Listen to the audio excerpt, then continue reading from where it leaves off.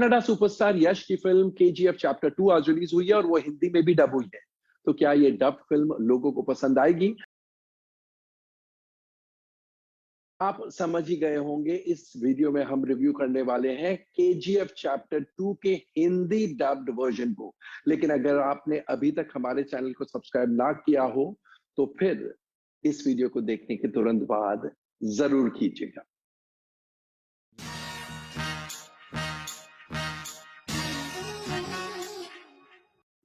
दोस्तों, जैसा कि आप सब जानते हैं, केजीएफ चैप्टर 2 केजीएफ का सीक्वल है।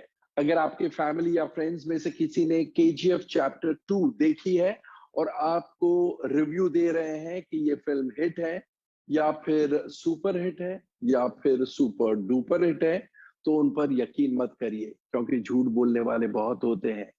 ये फिल्म ना तो हिट है, ना सुपर हिट है और ना ही सुपर डुपर हिट है। ये फिल्म ब्लॉकबस्टर है और ब्लॉकबस्टर भी ब्लॉकबस्टर ऑफ एपिक प्रपोर्शंस। तो आइए शुरू करते हैं इस फिल्म के रिव्यू को। जैसा कि आप सब जानते हैं, ये फिल्म केजीएफ का सीक्वल है। केजीएफ जो 2018 में रिलीज हुई थी और वो भी हिंदी में डब हुई थी।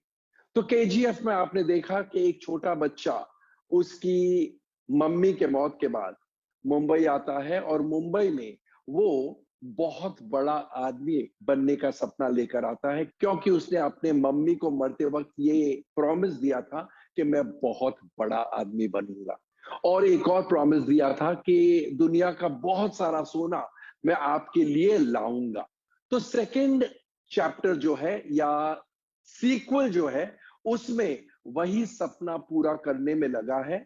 वो केजीएफ कोलार गोल्ड फील्ड्स पर कब्जा कर चुका है फर्स्ट पार्ट में। अब सेकंड पार्ट में उसका बिजनेस कैसे बढ़ते जाता है और यहां पर अधीरा यानी संजय दत्त उसका जानी दुश्मन है और इंडिया की प्राइम मिनिस्टर रमिका सेन यानी रवीना टंडन, वो भी इसे खत्म होते हुए देखना चाहती है। तो सारांश में ये कहानी है, जैसा कि आप समझ ही गए होंगे, it's an action oriented film. आइए सबसे पहले डिस्कस करते हैं इस फिल्म की स्क्रिप्ट को, यानी कथा, पटकथा और संवादों को। इस फिल्म की कहानी और पटकथा दोनों ही लिखे हैं प्रशांत नील ने, जो कि इस फिल्म के डायरेक्टर भी है। कहानी बहुत ही फास्ट पेस्ड है और स्क्रीन प्ले भी बहुत तेज रफ्तार से दौड़ता है और इसलिए ऑडियंस को सोचने का एक सेकंड का मौका नहीं मिलता है, which is a very very good point. In fact कहानी एंड स्क्रीन प्ले में थोड़ा कंफ्यूजन भी है। आप कंफ्यूज हो सकते हैं अगर आप अटेंटिव नहीं हैं या अगर आपने फर्स्ट पार्ट नहीं देखा है, और इसलिए आपका मन भटकना नहीं चाहिए, आपका अटेंशन एक सेकंड के लिए भी डिस्ट्रैक्ट नहीं होना चाहिए, डाइवर्ट नहीं होना चाहिए, नहीं तो chances are that you will miss something. And story and screenplay दोनों ही इतने मजेदार है, इतने मजेदार है। स्क्रीन प्ले की अगर हम बात करते हैं तो 3-4 सीन्स उनका मेंशन करना जरूरी है। जैसे ही सेकंड हाफ शुरू होता है, उसमें एक एक्शन सीन है बिटवीन रॉकी यानी यश एंड अधीरा यानी संजय दत्त और उनकी टीम्स।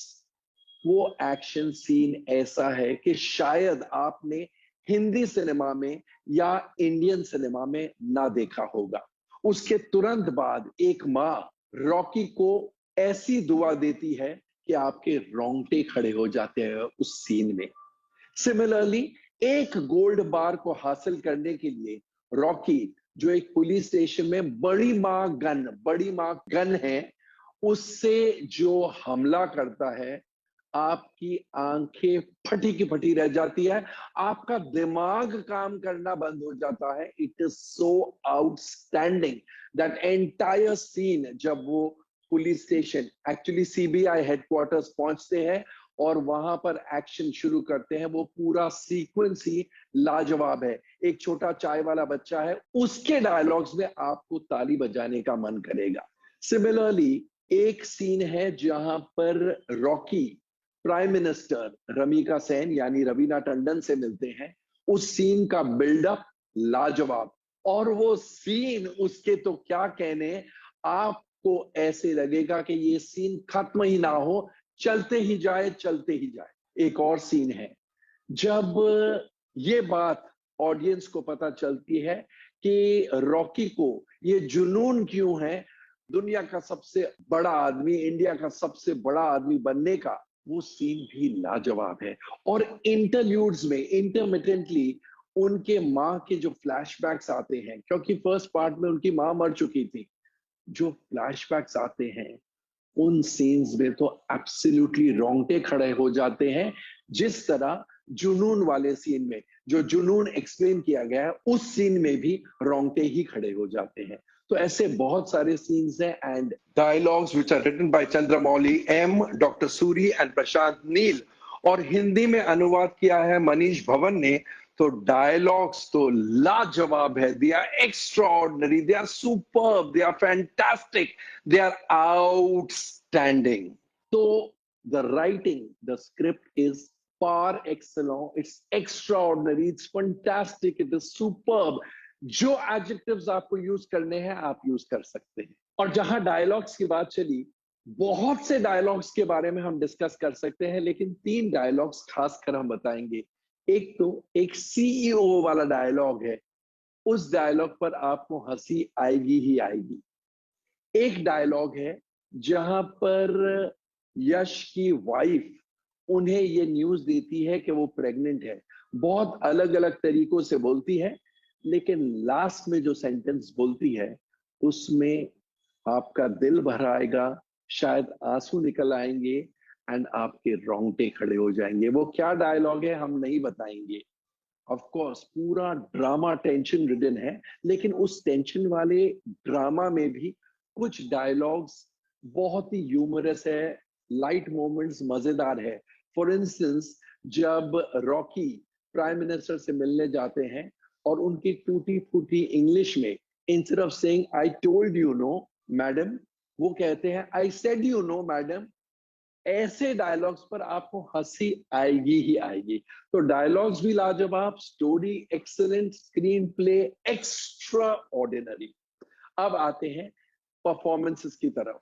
यश, वो एक मॉन्स्टर लगते हैं, monster in the positive sense of the term. ऐसे खूंखार लगे हैं कि आपको लगता है ये आदमी कुछ भी कर सकता है अपना सपना पूरा करने के लिए। He lives the character of Rocky. He is extraordinary and उनका एटीट्यूड, उनका स्टाइल, उनका एक्शन करने का स्टाइल, उनका बोलने का अंदाज, उनका चलने का स्टाइल, उठने का बैठने का style, everything is superb. He was born to play Rocky in KGF Chapter 2. आपको ऐसे यकीन हो जाएगा। श्रीनिधि शेट्टी जो फिल्म की हीरोइन है as Reena Desai is also very good. Of course छोटा रोल है लेकिन she is very good. Sanjay Dutt Adheera की भूमिका में शाइन्स, क्या छाप छोड़ते हैं वो अपनी, और उनके गेटअप की जितनी तारीफ की जाए उतनी कम है। He is also wonderful. Raveena Tandon second half में आती है बतौर prime minister of India, Ramika Sen, but जो वो अपनी छाप छोड़ जाती है, आप इस किरदार को और रवीना टंडन के इस परफॉर्मेंस को सालों तक भुला नहीं पाएंगे। She is super. Prakash Raj, that man has some endearing quality about himself. इस फिल्म में भी ही इज सो वंडरफुल कि आप उनकी तारीफ करते नहीं थकेंगे। अर्चना जॉइस जो रॉकी की मम्मी की भूमिका निभा रही है, वो फ्लैशबैक में आते रहती है। हर performance is also first rate. Malavika Avinash as the television journalist is also lovely. Superb support she lets. Rao Ramesh as CBI officer Raghavan is lovely. Wonderful performance. Ramesh Indira, Achut Kumar, B.S. Avinash, B. Suresha, and Vashishta N. Sema lend fantastic support.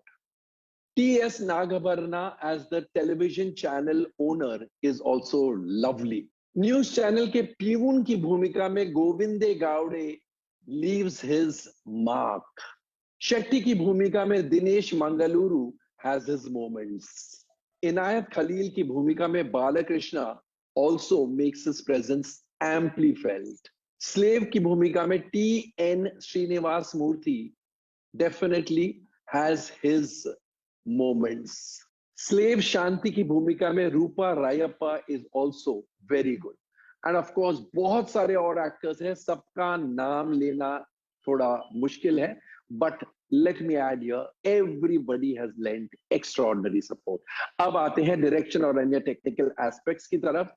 Prashanth Neel के निर्देशन में यह film बनी है and कहना पड़ेगा कि यह फिल्म इंटरनेशनल स्टैंडर्ड की है। This film is not just Kannada cinema, it is not just Indian cinema, it is international cinema of extraordinary merits. Prashanth Neel की जितनी तारीफ की जाए उतनी कम है, because his direction is excellent, superb.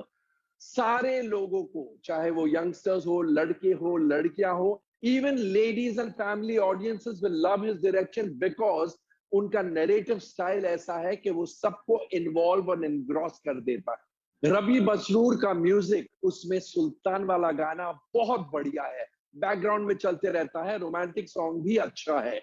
एक और बात, शायद आप जब सिनेमा घर में ये फिल्म देख रहे हैं तो आपको पब्लिक की अपलॉज सुनाई नहीं देगी। डोंट बी मिसलेड, वो इसलिए क्योंकि background music is very loud and very imposing, और इसलिए आप शायद जब फिल्म पर कंसंट्रेट कर रहे हैं, आप शायद लोगों की चीखे, चिल्लाना, तालियां बजाना ना सुन पाए। Yes, please note this is a possibility, लेकिन इसका यह मतलब नहीं कि पब्लिक अपलॉड नहीं कर रही है, पब्लिक जम के अपलॉड करती है। भुवन गौड़ा की सिनेमेटोग्राफी टॉप्स, अनबीरव के एक्शन सीन्स लाजवाब, क्या लाजवाब, और उज्जवल कुलकर्णी की एडिटिंग के तो क्या कहने, it is super crisp, super sharp. एक और बात, रिव्यू खत्म करने से पहले हम आपको वार्न कर दें कि जब तक एंड में स्क्रीन एकदम ब्लैंक नहीं हो जाए, आप अपनी सीट से मत उठिएगा, अपनी सीट से चलने मत लगिएगा, क्योंकि एक सीन लास्ट में आता है, अगर आपने वो मिस किया, you will regret, you will definitely regret. इसलिए बैठे रहे जब तक पूरा स्क्रीन ब्लैंक नहीं हो जाता, क्योंकि वो सीन बहुत अहम है, बहुत बहुत बहुत ज्यादा एक्साइटिंग है। तो ओवरऑल KGF चैप्टर 2 एक सुपर ब्लॉकबस्टर है। It's a blockbuster of epic proportions. ये इंडियन सिनेमा में, ना सिर्फ कन्नड़ा सिनेमा या हिंदी सिनेमा, इंडियन सिनेमा की बॉक्स ऑफिस हिस्ट्री रीराइट करेगी। ये एक फिल्म है जो शायद दंगल के बिजनेस को क्रॉस कर सकती है। As far as first day, first weekend, first week figures are concerned, absolutely new history is going to be written starting today. तो दोस्तों, कैसा लगा हमारा review of KGF chapter 2 dubbed Hindi version? Comment section में जाकर अपने कमेंट्स जरूर लिखिएगा, और अगर आपने भी फिल्म देखी है तो हमें ये भी बताइएगा कि आपको फिल्म कैसी लगी। थैंक यू, शुक्रिया, take very good care of yourselves and enjoy KGF chapter 2।